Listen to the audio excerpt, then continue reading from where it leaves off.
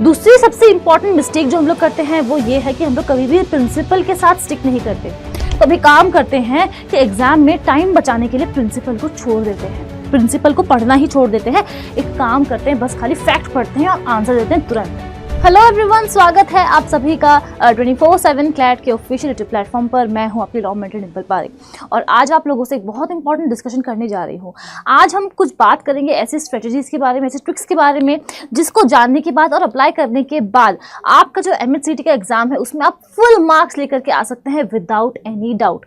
तो बिना किसी वेट करे, इंतजार करें, हम लोग स्टार्ट करते हैं अपने आज के सेशन के साथ और हम लोग कुछ ऐसे कॉमन मिस्टेक्स को डिस्कस करते हैं जो कि हर बच्चा जब भी लीगल रीजनिंग के क्वेश्चन को अटेम्प्ट करता है तो डेफिनेटली करता है। मैं खुद ये एग्जाम क्रैक करके आ चुकी हूँ, क्लैट भी मैंने क्रैक किया है, MHCT भी क्रैक किया है और मैं आज आप लोगों को पढ़ा रही हूँ। तो ये नहीं है कि मुझे ये सब कुछ हमेशा से आता था, नहीं। जब मैं एक स्टूडेंट थी तो ये कॉमन मिस्टेक्स मैं भी करती थी और अपनी गलतियों से ही मुझे सीखने का मौका मिला और आज मैं इस मुकाम पे पहुंच गई हूँ कि मैं आप लोगों को पढ़ा रही हूँ वही सेम सब्जेक्ट, ठीक है। तो सबसे इंपॉर्टेंट बात जो है वो ये है कि हम लोग सबसे ज्यादा ओवर कॉन्फिडेंट हो जाते हैं जब हम लोग लीगल वाले पार्ट को देखते हैं तो, बिकॉज हमें ये लगता है कि लॉजिकल रीजनिंग बहुत टफ है, क्वांट बहुत टफ है, इंग्लिश अगर अच्छी है तो चलो ठीक है कोई बात नहीं है, करंट अफेयर्स इतने सारे हैं कि बहुत बैकलॉग्स हो जाते हैं। अब यहाँ पर बचता है लीगल रीजनिंग। लीगल रीजनिंग क्योंकि हम लोग इसको कनेक्ट कर पाते हैं, भाई चोरी डकैती हम लोग सुनते हैं अपने डे टू डे लाइफ में, ठीक है। तो इसलिए हम लोग बहुत जल्दी कनेक्ट कर पाते हैं चीज़ों से और लीगल के जो कॉन्सेप्ट्स होते हैं उनको समझ पाते हैं, सीख पाते हैं। तो कहीं ना कहीं हमारे अंदर एक ओवर कॉन्फिडेंस आ जाता है कि भाई अब लीगल हमारा एक स्ट्रेंथ बन गया है, अब इसके ऊपर अगर हम लोग काम ना भी करेंगे तो चलेगा, ठीक है। लेकिन कभी भी हमें ऐसा नहीं सोचना है। ओवर कॉन्फिडेंट हमें किसी भी सब्जेक्ट को नहीं लेकर के होना है, बिकॉज आप देखो, अगर आप मेरी बात करें, आज मैं आप लोग को पढ़ाती हूँ बट क्या लीगल में कुछ ऐसा है जो कि मुझे नहीं आता है? हाँ, और ये मैं आसानी से बोल सकती हूँ बिकॉज ये जो समंदर है पढ़ाई का, इसमें आप जितना पढ़ते जाओगे आपकी नॉलेज उतनी डीप होते जाएगी, ठीक है। आप एक बार में सब कुछ नहीं सीख सकते हो। रोज जब मैं आप लोग को पढ़ाती हूँ कुछ नया सीखती हूँ, इसीलिए हमें कभी भी ओवर कॉन्फिडेंट नहीं होना है और ये नहीं सोचना है कि मुझे सब कुछ आता है लीगल में, मैं किंग बन गया हूँ या फिर क्वीन बन गई हूँ लीगल की। ये सबसे बड़ी मिस्टेक है जो हम लोग करते हैं। दूसरी सबसे इंपॉर्टेंट मिस्टेक जो हम लोग करते हैं वो ये है कि हम लोग कभी भी प्रिंसिपल के साथ स्टिक नहीं करते।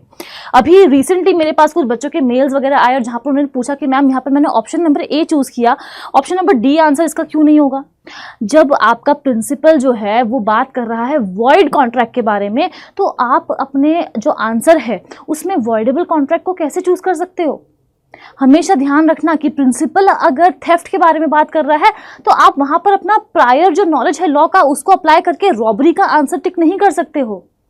जो प्रिंसिपल कह रहा है आपको वही मानना है। प्रिंसिपल अगर आपसे कह रहा है 1 + 1 = 5 तो मान लो, बिकॉज अगर आप लोग ऑफिशियल बुलेटिन भी देखेंगे MHCT का, वहां पर साफ लिखा हुआ है कि आपने जो पहले से पढ़ा है बहुत अच्छी बात है, लेकिन कई बार ऐसा भी होगा जो आप लोग को प्रिंसिपल दिया जाएगा उसमें हेरा फेरी भी हो सकती है, ठीक है। उसमें कुछ टर्म्स होंगे जो हम लोग मिसमैच करके भी आपको दे सकते हैं, ट्विस्ट करके भी दे सकते हैं। तो इसका आपको ख्याल रखना है, कभी भी आपको प्रिंसिपल के अगेंस्ट नहीं जाना है। और एक जो सबसे कॉमन मिस्टेक हम करते हैं वो ये कि कई बार हमें ये लगता है कि भाई थेफ्ट की डेफिनेशन तो मैंने रट ली है, रॉबरी की डेफिनेशन मैंने रट ली है ना, कॉन्ट्रैक्ट क्या होता है, एग्रीमेंट क्या होता है मैंने रट ली है, वॉइडेबल कॉन्ट्रैक्ट क्या होता है मैंने रट ली है। तो अभी काम करते हैं कि एग्जाम में टाइम बचाने के लिए प्रिंसिपल को छोड़ देते हैं, प्रिंसिपल को पढ़ना ही छोड़ देते हैं।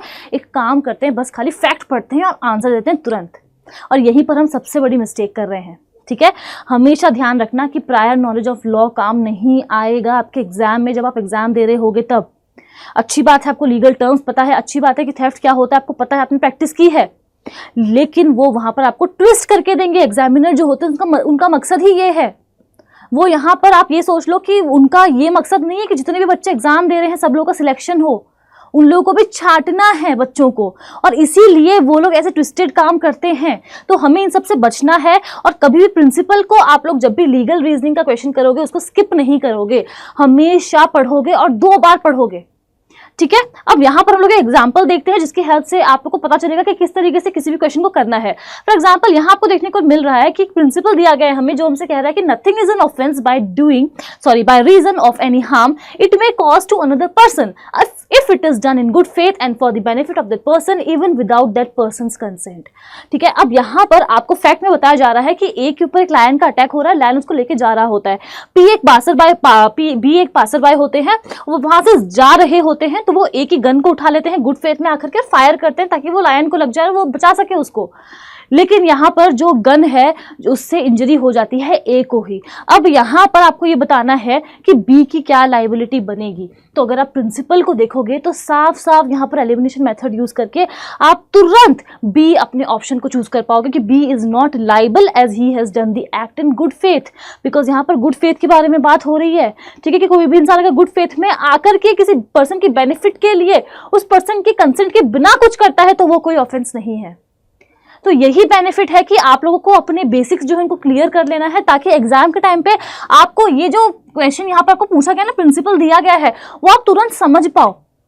ठीक है, and yes that is all about it. बाकी अगर आपको कोई भी डाउट है और आप हमारे साथ जुड़ना चाहते हैं, अपनी तैयारी करना चाहते हैं, तो आप यहाँ पर हमारे बैचेस को एनरोल कर सकते हैं। For MHCD 5 year we have Prabal 2.0 batch and for MHCD 3 year law we have Yash 2.0 batch.